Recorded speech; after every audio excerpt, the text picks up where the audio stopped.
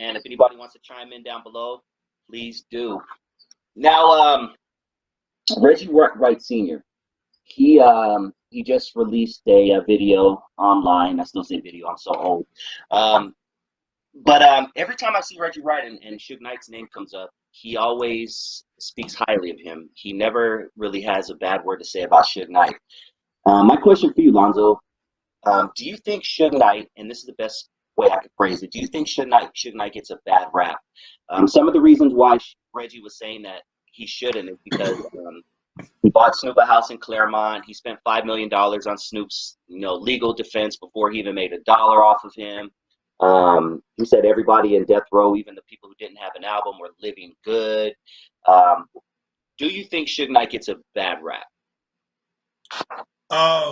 Suge Knight gets a bad rap on some things because Suge Knight wants to be a bad dude. Okay. Suge Knight used to give Mother's Day events every year in Linwood, Compton. Every year he'd give a Mother's Day event. Suge Knight has been known to give money to various charities, but he's also been known to pistol whip people. Okay. He's also been known to do all kind of shit, jump on people, have people jump. I know some people personally, he had their asses whooped, okay, for bullshit. So Suge Knight is like any other gangster. It all depends on what side of the guy you're on, okay? If you're on his good side, they love you to death, okay? If you're on their bad side, you can experience death, okay? And that's just how cats go, all right? You got, a lot of guys like Tony Soprano. Remember Sopranos? Tony Soprano, he was a good dude for the most part till you pissed his ass off, okay? He was a character, but you see a lot of guys like that.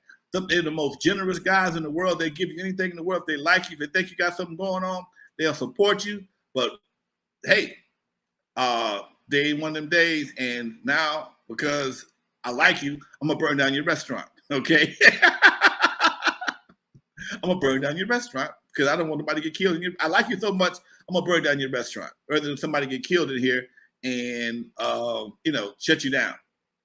And this is the kind of shit you have to deal with when you deal with guys like that.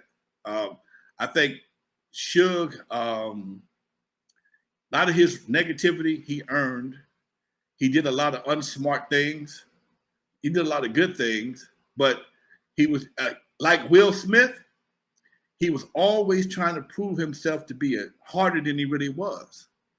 Okay, and that's why that's why he ended up where he is right now. He may have been a real good dude, but he was always trying to prove himself to have more street cred than he really had. I mean, your name is Marion. Come on, man. Your name is Marion, dude. Yes, it was a nice guy growing up and football player.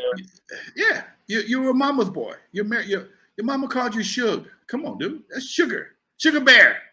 Okay, come on, dude. Your mama called you Sugar Bear. Okay, and you just you cut it down to Suge. But because you got some money and you tried to kind of morph into something that was at that time, you had to appear to be harder than the cats that was leading you, that you were leading, to make sure they didn't rob your ass. When in actuality, most of them just didn't rob you because you was paying them. They didn't rob your ass because you was paying them, okay? Once you stopped paying them, they wasn't there no more. Okay, so did he get a bad rap? I was talking about Suge the other day. They were talking about Suge, and he was on the Arsenio Hall show and talking about that Eazy. Yeah, he might have got the Eazy E thing, that little AIDS shot. Okay? Oh, yeah. Now, you had everybody that knows Suge and Eazy at that time knows Suge was not in position to do that right there. But by him saying that, that put him under suspicion.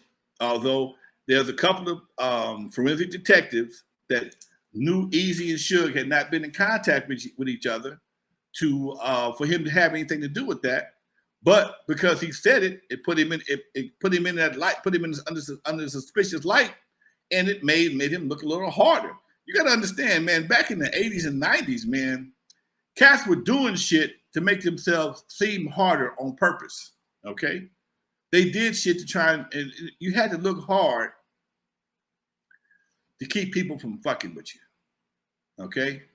And that's probably why I never really catered to that lifestyle, because I'm gonna be me no matter what. Now I can be just as fucked up as anybody else, but that's not my calling card, okay? And most cats, you know, everybody back then, everybody was a gangster. Everybody was a gangster. Everybody wanted you to think they was a gangster. And like my man Dre, they said, "Should you know when to stop?" That's all. And here's something else. When you already winning, when do you stop celebrating the win? Okay? When you're winning, when you've won the game, how long do you celebrate that one touchdown? How long do you celebrate that particular game? At some point in time, you got to take your jersey off, go sit your ass down someplace and enjoy your winnings. And that's the problem with most people, most folks of our generation. They don't know how to win. They keep on doing dumb shit until shit blows up in their face. Will, I would think he knew how to win, but he don't know how to win either. He's still trying to prove himself. Suge tried to prove himself 5 years ago or 6 years, whatever it was, and kill somebody. Okay? If he'd have left that alone and went on about his business, he might be home today. But so many cats are always trying to prove how hard they are, because them oohs and ahs of the streets means much more to them than the common sense that it takes to walk away from some of that shit. Okay? Simple as that.